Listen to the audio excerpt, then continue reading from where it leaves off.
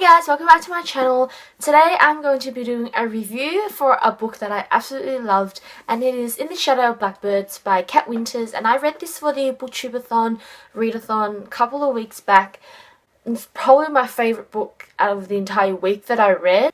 I'm going to classify it a couple of genres, so it's paranormal and sort of historical fiction, but there's a bit of like psychological thriller in there. It revolves around a girl named Mary Shelley Black.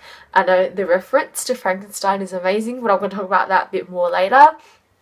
And she ends up going to live with her auntie on this island because the influenza has spread across America, and her dad has been caught up in all this sort of action in World War One, I'm pretty sure. So she's sent off there, and she doesn't really believe in sort of spirits and stuff like that, but one day she wakes up to a boy who's dead and he's lying next to her. I bought this book last year and I was hooked because of the line. I flipped myself over, opened my eyes and found a dead man next to my bed. That gave me the chills.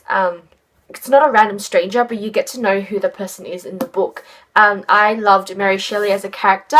I think it's so funny, it's really creative that her name is Mary Shelley, who is the author of Frankenstein, and I think it ties in really well with her character because Mary Shelley is really into science and stuff, but then there's this whole other world that opens up to her. She has to learn to sort of understand it and accept it. There are really sort of gothic elements in here that really reflects Frankenstein the novel as well. You've got the kite scene, which is very similar to when Frankenstein has the kite going and the electricity and all that stuff, yada yada yada. But that's just sort of like a reference to the story.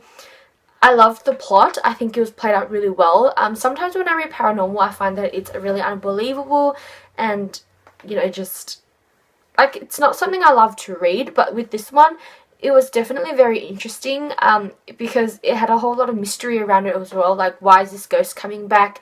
What is he trying to say? But I was there with them 100% just to find out this mystery revolving around how the person died, why he died, and what is he doing back here. All the characters really did stick with me, even like all the villainous characters. I suspected some things, but at the very end there was this element that really just surprised me, and I was like, whoa, did not see that coming.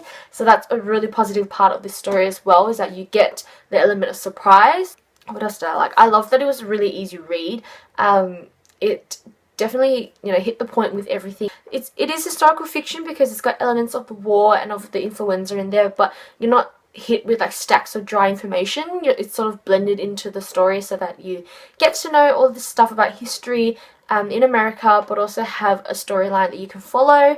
Because it's a war, the character does meet a couple of soldiers, and like the conversations between them and the relationship that builds, and you sort of get to understand more about the world of war and the trenches, you know, things that you don't really get to know. Especially, you just think war, you know, you're there to fight and you're there to kill people, but you don't really understand the soldiers and who the people really are. So in this story you get to put a name to a face sort of thing, get to know them on a more personal level.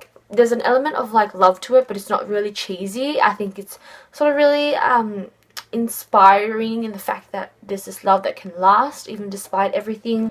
I love that there's illustrations in here, even though they're quite creepy. This one, if you guys can see that, like, that's apparently a spirit in a photo, and you get to know all the stuff about like how spirits appear in photos and stuff like that, which did give me the chills. I'm not great with like horror stuff, but I definitely fell in love with this story.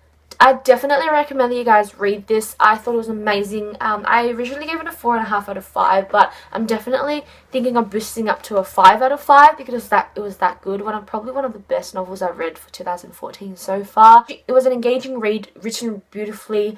The characters were great, especially the main character. She is so smart, so strong-willed, a very good female character. So that is it for today. Definitely go check it out. If you have read this, then leave a comment down below telling me what you thought about it, or if you are planning to read it or not. I hope my review was helpful. On a side note, I am hosting a giveaway on my blog because my blog turned 2 weeks ago, and it is ending next week, so definitely go check it out. I'll leave a link to it down below. Other than that, I hope you guys have a great day, and I'll see you guys next time. Bye!